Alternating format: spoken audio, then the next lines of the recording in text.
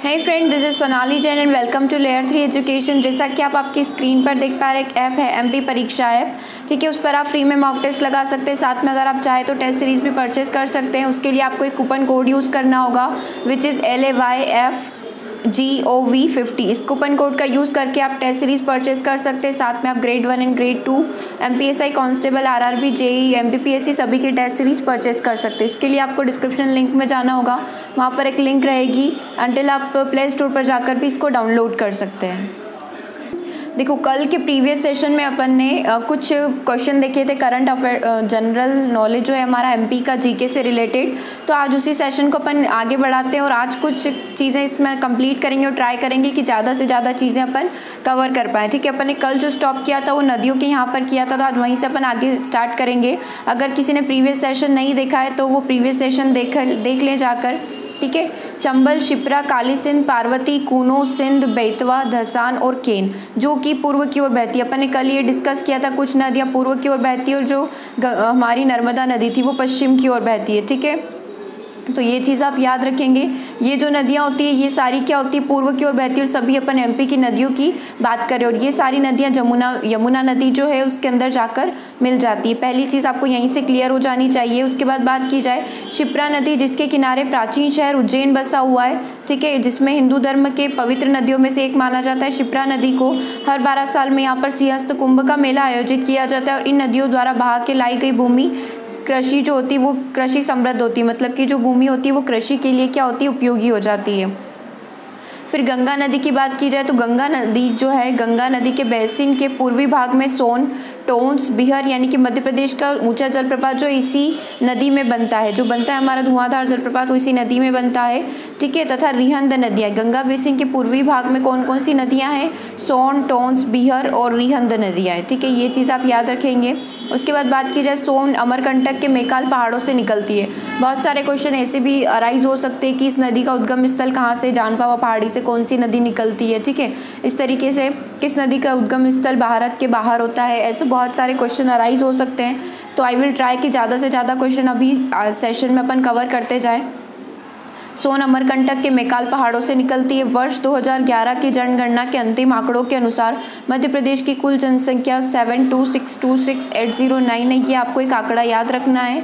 ठीक है, जिसमें से 376,11,370 यानी कि 51.8% पुरुष हैं और 48.2 जो है महिलाएं। तो इनका वो बोलते हैं कि लिंगानुपात क्या हो जाता है, 1000 पे 930। ठीक है, इसको भी अपन देख लेंगे। 1000 पुरुषों पे 930 महिलाएं होगी। ठीक है, और ये लिखा हुआ भी यही है, देख लो। मध्य प्रदेश का लिंगानुपात क्या है, 930। 1000 पुरुषों पे 930 महिलाएं हैं। ठीक है, अब देखो मध्य प्रदेश के आदिवासी समूहों में क्या होता है, मुख्य रूप से गोंड, भील, बेगा, कोरकू, भड़िया या फिर भारिया, हलबा, कोल, मरिया, मालतोड़, सहरिया आदि आते हैं। ये मध्य प्रदेश की जो बोलते हैं जनजातियां जो हैं, आदिवासी समूह जो हैं वो हैं। ठीक है, तो ये याद रखना है कि मध्य प्रदेश के आदिवासी समूह में कौन कौन से आते हैं। फिर बात की जाए धार, झाबुआ, मंडला और डिंडोरी जिलों में 50% से अधिक जनजातियाँ इस एरिया में निवास करती। जो जनजाति होती है वो 50% से ज़्यादा इसी एरिया में बिलोंग करती है। ठीक है, इसी एरिया में रहती है।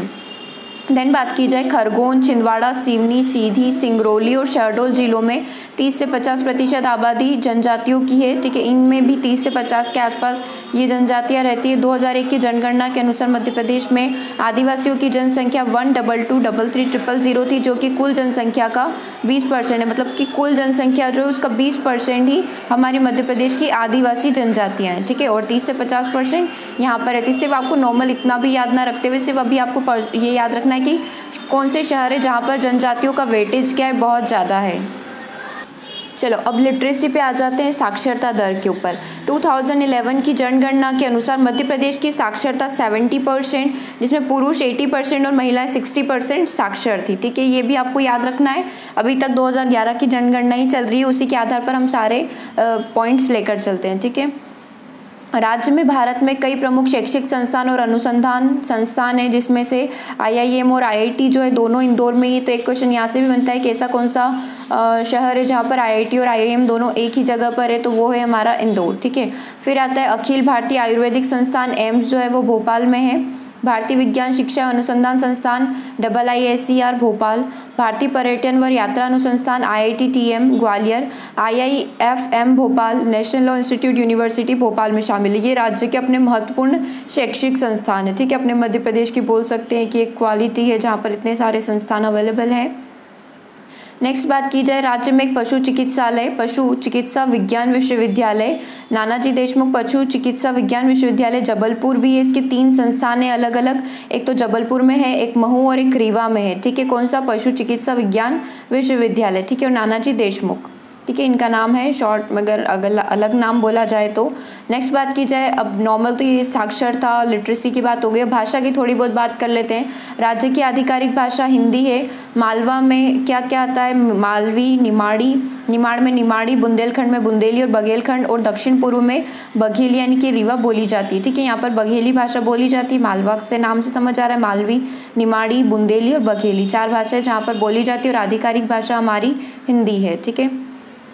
इनमें से हर एक बोली एक दूसरे से बहुत अलग है। यहाँ की अन्य भाषा, मतलब ये सारी तो हमारी भाषा हो गई, उसके अलावा अन्य जो भाषा आती है इसमें तेलुगु, भीली, गोंडी, कोरकू, नहली, निहाली, मतलब नाहली आदि भाषा शामिल है, जो कि आदिवासी समूह है, क्योंकि देख लो आपकी 30% का वेटेज हमारा ये लेकर जा रहा है। तो इतनी सारी भाषाएं जो आदिवासी जनजाति है उनके द्वारा बोली जाती है। प्रदेश में कई शहर अपनी धार्मिक आस्था के केंद्र के लिए जाने जाते हैं, जिनमें से प्रमुख शहर जो है उज्जैन है, जो कि भारत का सबसे प्राचीन शहर है। ये अपन चीज़ पढ़ चुके हैं, जिसमें 12 ज्योतिर्लिंगों में से एक महाकाल का ज्योतिर्लिंग प्रसिद्ध है, और शिप्रा नदी के किनारे कुंभ का मेला भी लगता है। इसके अलावा नर्मदा नदी के तट पर ओकारेश्वर बसा हुआ है, जो भी 12 ज्योतिर्लिंगों में से एक है। हिंदू धर्म के अलावा अन्य धर्मों के धार्मिक केंद्र भी बहुत सारे हैं, ठीक है। हिंदू धर्म के अलावा अन्य भी, जैसे भोपाल का हमारा ताज उल मस्जिद भारत की सबसे विशाल मस्जिदों में से एक है।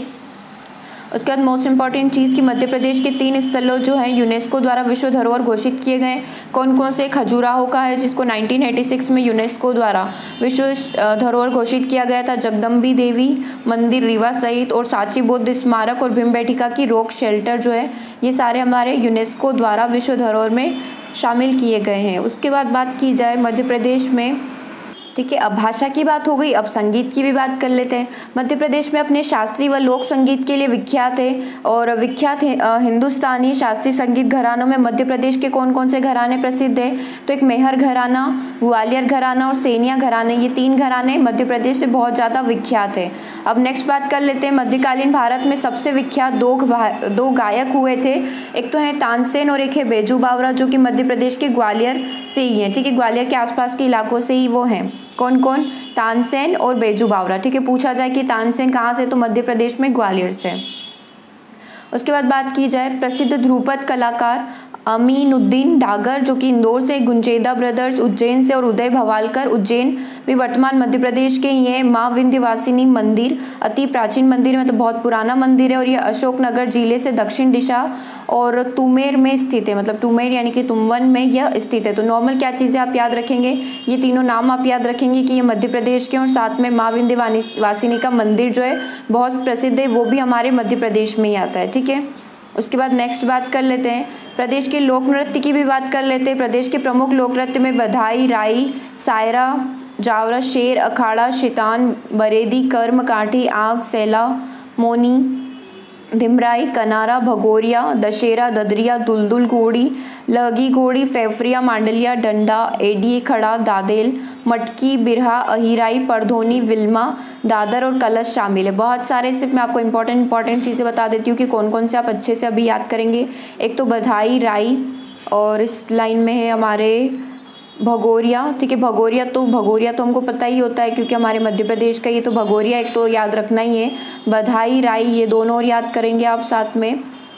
उसके बाद एक और आता है इसके अंदर मटकी और अहिराई, ठीक है। बहुत सारे हैं, बट ये 4 तो आप याद कर ही लेंगे, क्योंकि मोस्टली नॉर्मल जो एग्ज़ाम्स होती है, दूसरी अदर एग्ज़ाम्स, उसमें मैंने देखा है इस टाइप में ज़्यादा पूछे गए। तो 4 नाम तो आप याद कर ले और एक बार और ये देख ले, ताकि इस टाइप का क्वेश्चन आ जाए तो आप इजीली उसको आंसर कर पाएँ, ठीक है। 4 आप मोस्टली याद करेंगे, बधाई, राई, मटकी, अहिराई और एक और हमारा भगोरिया, ठीक है। चलिए अब नेक्स्ट देख लेते हैं। राज्य जो है कृषि प्रधान अर्थव्यवस्था है, यहाँ पर कृषि को ज़्यादा महत्व दिया जाता है। और मध्य प्रदेश की प्रमुख फसलों में गेहूँ, सोयाबीन, चना, गन्ना, चावल, मक्का, कपास, राई, सरसों और अरहर शामिल है। मध्य प्रदेश की फसलों में क्या क्या है? एक तो गन्ना है, सोयाबीन, चना, गेहूँ, चावल, मक्का, कपास, राई, सरसों, अरहर आदि शामिल है। ठीक है। प्रदेश में सोयाबीन मतलब प्रदेश में इंदौर जो है वो सोयाबीन की मंडी के लिए देश भर का केंद्र है। ठीक है। और नेक्स्ट है, राज्य में भारत का हीरे व तांबे का सबसे बड़ा भंडार है। अन्य प्रमुख खनिज भंडारों की बात की जाए तो उसमें कोयला, कार्बाइड, मीथेन, मैग्नीज और डोलोमाइट शामिल है। ठीक है। हीरे और तांबे के अलावा भी ये बहुत सारे खनिज का भंडार आपको मध्य प्रदेश में देखने को मिलेगा। उसके बाद बात की जाए, ये तो नॉर्मल डिस्कशन हो गया। अब थोड़े बहुत बांध वगैरह देख लेते हैं कि कौन से बांध किस नदी के ऊपर बने हुए हैं मध्य प्रदेश के। बाणसागर बांध जो है वो सोन नदी के ऊपर बना हुआ है। राजघाट बांध बेतवा नदी के ऊपर। बरगी बांध नर्मदा नदी। बारना बांध जो है बारना नदी के ऊपर ही बना हुआ है। तवा बांध तवा नदी के ऊपर। गांधी सागर बांध जो है चंबल नदी के ऊपर बना हुआ है। ठीक है। ये इंपॉर्टेंट जो है 4 से 5 एक बार और आप देख लीजिए इनको। बाणसागर जो है वो सोन नदी के ऊपर। राजघाट बेतवा नदी। बरगी नर्मदा बारना नदी के ऊपर, तवा नदी के ऊपर और गांधी सागर हमारा चंबल नदी के ऊपर। फिर कुछ जलप्रपात देख लेते हैं, वाटरफॉल देख लेते हैं। बहुटी जलप्रपात रीवा में आता है। केवटी जलप्रपात भी रीवा में। चचाई जलप्रपात भी रीवा में। दुग्धधारा जलप्रपात जो है नर्मदा नदी के ऊपर बना हुआ है। ठीक है। और कपिलधारा जलप्रपात शहडोल में आता है और नर्मदा नदी के ऊपर है। धुआंधार जलप्रपात जबलपुर में है। ठीक है। चलिए अब कुछ डिस्कशन अपन नदियों के बारे में कर लेते हैं। तो जैसा आप आपकी स्क्रीन पर देख पा रहे हैं, नर्मदा नदी के बारे में अपन चर्चा करेंगे। नर्मदा नदी मध्य प्रदेश की सबसे बड़ी नदी है तथा भारत की 5वें नंबर की सबसे बड़ी नदी इसको कहा जाता है। ठीक है। और वो कहाँ आती है? 5वें नंबर की सबसे बड़ी, और वो है हमारे मध्य प्रदेश में। ये मध्य प्रदेश की जीवन रेखा लाइफलाइन कहलाती है। नर्मदा नदी का उद्गम अमरकंटक के जो मेकाल पर्वत श्रेणी से हुआ है, जो कि अनूपपुर जिले में है। ये भी चीज़ आपको याद रखनी है कि उद्गम जो है अमरकंटक जो है वहाँ के मेकाल पर्वत श्रृंखला जो है वहाँ से हुआ है, जो कि अनूपपुर जिले में आती है। यह पूर्व से पश्चिम की ओर बहती है, पूर्व से आती है और पश्चिम की साइड निकल जाती है। और बाकी सारी नदियाँ पूर्व की ओर बहती है और यमुना नदी में मिल जाती है। नर्मदा नदी की कुल लंबाई 13-12 किलोमीटर तथा मध्य प्रदेश में इसका जो पार्ट आता है वो 10,077 किलोमीटर। मतलब आप देखिए कितना मेजर पार्ट जो है वो इसका मध्य प्रदेश में बहता है, इसीलिए इसको लाइफलाइन जीवन रेखा बोला जाता है। नर्मदा नदी डेल्टा नहीं बनाती है, यह एस्चुरी का निर्माण करती है। अब डेल्टा क्या होता है? जैसे नदियाँ बहुत सारे मुहाने पे अपने टापू टाइप बना देती है, इस तरीके से ये अपना डेल्टा नहीं बनाती है, बस ये एस्चुरी का निर्माण करती है। ये 3 राज्य, अब कौन से 3 राज्य प्रायोरिटी पे रहेगा? हमारा मध्य प्रदेश, फिर महाराष्ट्र और गुजरात से मिलते हुए अरब सागर में खंबात की खाड़ी में समाहित हो जाती है। पहले मध्य प्रदेश, महाराष्ट्र और गुजरात 3 राज्यों में ये बहती है। पूछा जाएगा कि नर्मदा नदी निम्नलिखित में से किस राज्य में नहीं बहती है? मध्य प्रदेश, महाराष्ट्र, गुजरात और राजस्थान। तो अगर आप ऐसा सोच रहे हैं कि मध्य प्रदेश के पास राजस्थान है तो राजस्थान में हो सकता है कहीं चली जाती हो, ऐसा नहीं है। सिर्फ मध्य प्रदेश, महाराष्ट्र, गुजरात में बहते हुए अरब सागर में खंबात की जो खाड़ी है वहाँ पर मिल जाती है। नर्मदा नदी के अन्य नाम जो है रेवा, शंकरी, नामोदास और सोमोदेवी, यह नर्मदा नदी के उपनाम है।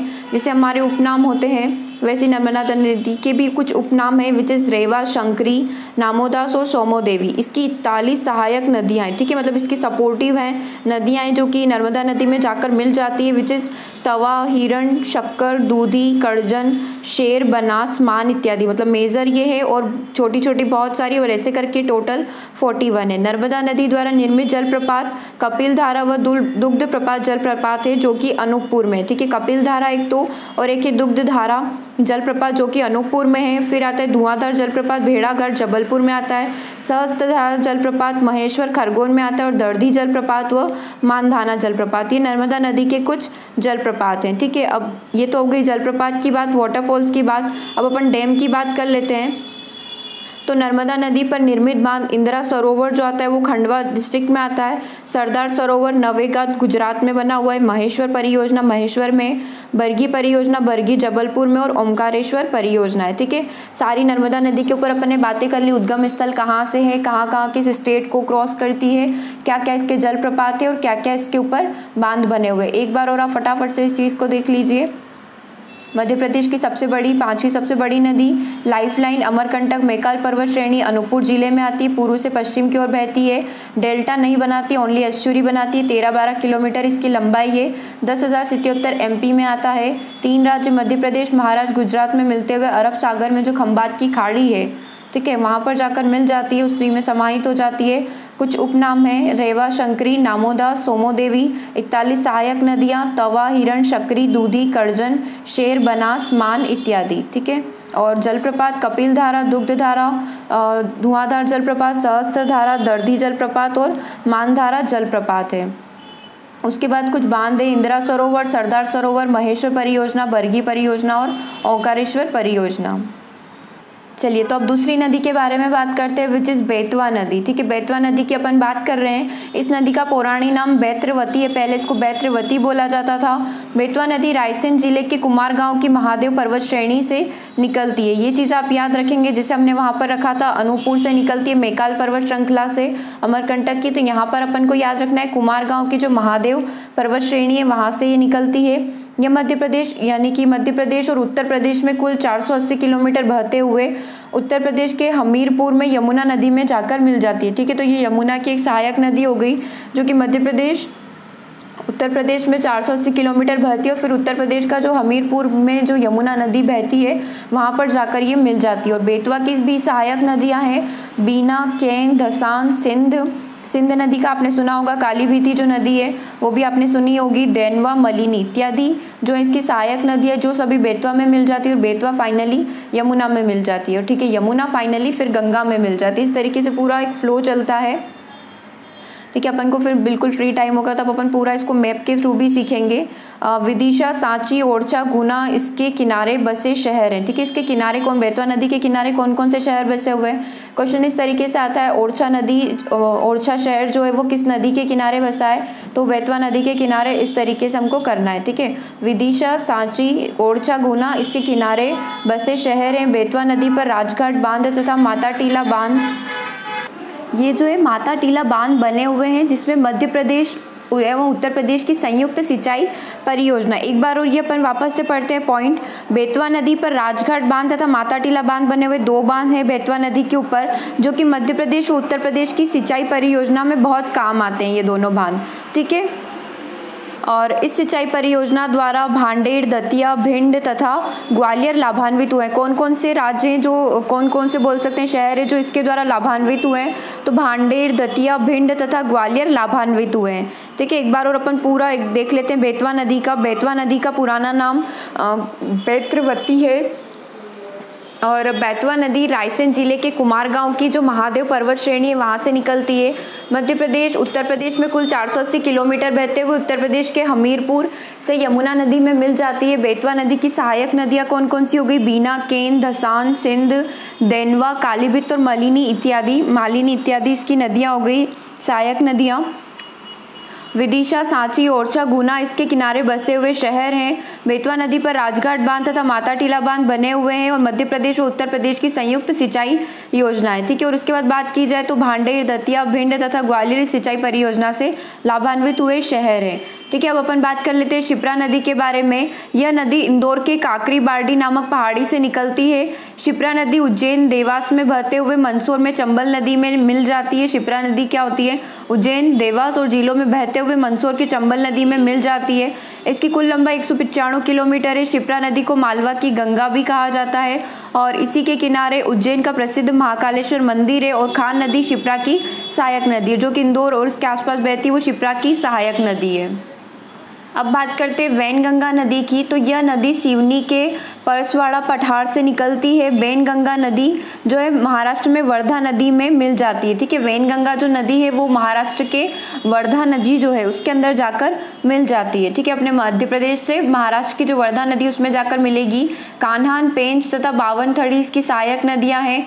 इसको अपर वैनगंगा संजय सरोवर परियोजना है इसके ऊपर, जो कि बालाघाट सिवनी में स्थित है, ठीक है। इसके ऊपर आपको अपर वैनगंगा एक योजना का नाम याद रखना है, संजय सरोवर परियोजना दोनों, जो कि बालाघाट सिवनी में ही है। फिर बात की जाए तवा नदी का उद्गम स्थल पंचमढ़ी होशंगाबाद के महादेव पर्वत से यह नर्मदा नदी में मिल जाती है।